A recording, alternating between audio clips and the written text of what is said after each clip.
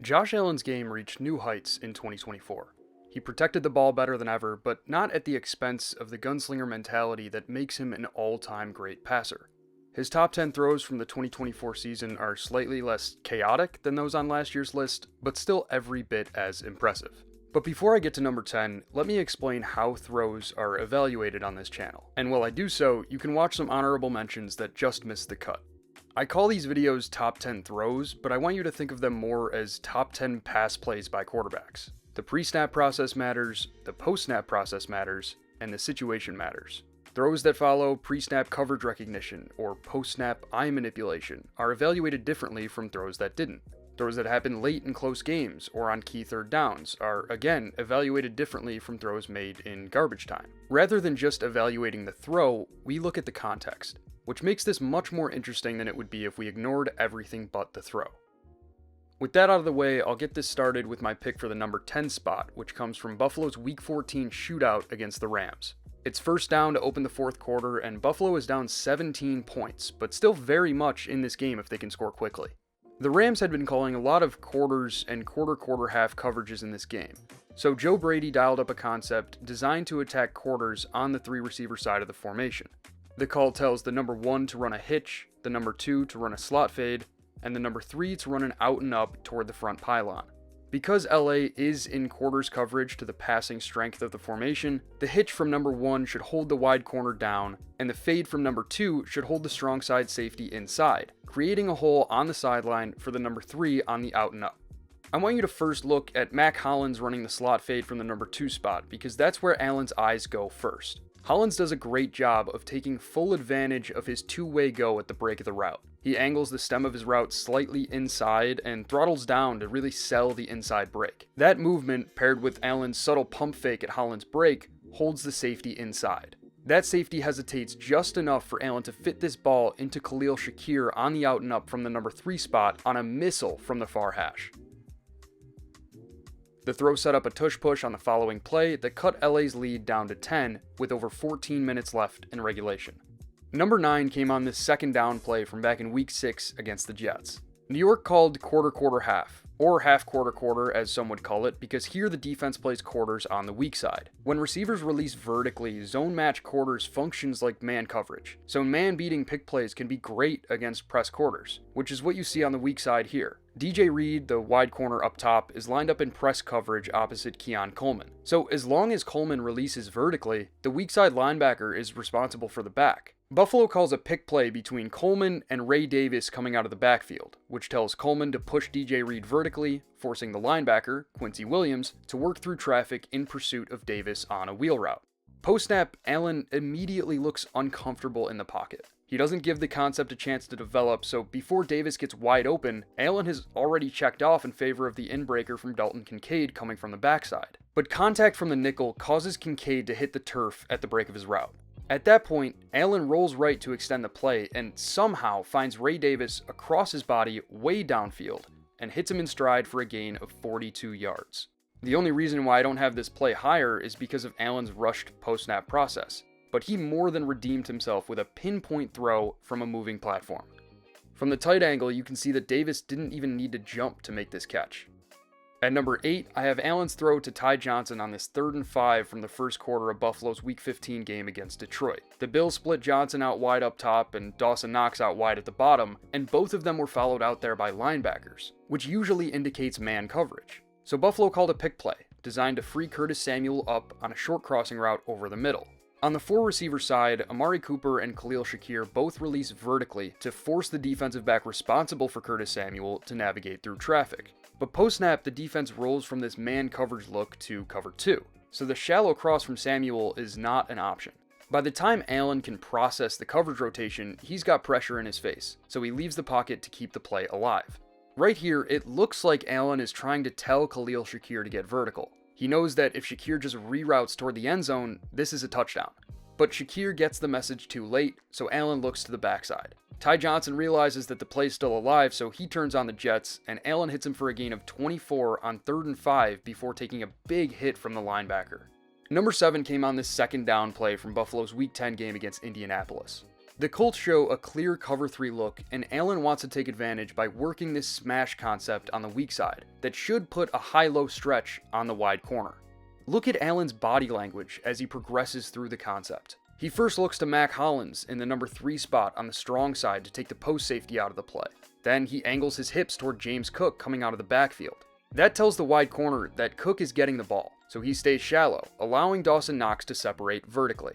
Allen repositions his lower body and drops it in the bucket to Knox for a gain of 34 on 2nd and long. It's not as flashy as some of the other throws on this list, but this play illustrates Allen's excellence in lightning quick processing and manipulation of defenders that will continue to carry the Bills' offense after Allen begins to lose some of his athleticism over the next few years. At number 6, I have this mess of a play from back in Week 9 against Miami. The game is tied at 20, and Buffalo is facing 2nd and goal from the 2. Joe Brady calls hard play action intended to get Dawson Knox a leverage advantage headed for the back pylon. But the secondary defenders aren't fooled by the run action, so Knox doesn't separate, and Allen is under immediate pressure from the unblocked end man on the line of scrimmage. Allen steps up to buy time, then just flicks the ball to a place where only Quintin Morris can reach it. I can't be totally sure that this is true without knowing the exact play call, but I don't think Morris was even supposed to run a route here. This play looks like it was designed for Knox and only Knox. Morris just saw Allen dancing in the backfield and worked his way into the end zone. At number 5, I have this trademark Josh Allen bomb from back in Week 4 against Baltimore. The Ravens pack the line of scrimmage pre-snap and display a quarter-half coverage look in the secondary. Based on the alignment of Baltimore's secondary defenders, it looks like they'll play quarters to the strong side with Nate Wiggins in off coverage and cover 2 to the weak side with Brandon Stevens up on the line of scrimmage. Buffalo's route concept is intended to attack this look. It tells Keon Coleman to release inside on a curl route, occupying the wide corner, and Khalil Shakir to release outside, occupying the apex defender, so that the back, Ty Johnson, gets free underneath, allowing him to pick up first down yardage after the catch. Baltimore did call a quarter-half coverage, but the structure is flipped. On the weak side, they play quarters, and on the strong side, they play cover 2, which takes the strong side concept away. Allen first looks to Coleman over the middle, but Roquan Smith does a great job of getting into that window. By the time Allen can check off, he's under pressure, so he breaks contain to keep the play alive. Shakir gets free deep as Allen nears the sideline, and just before he goes out of bounds, he hits Shakir to pick up 52 yards on 3rd and 5. Allen let go of this ball within 1 yard of the sideline, which adds this play to his insane collection of such throws. According to Next Gen Stats, since Allen was drafted in 2018, he's completed 6 of 7 throws for 118 yards and 3 touchdowns within 1 yard of the sideline. In that 6-year span, the rest of the NFL is 1 for 16.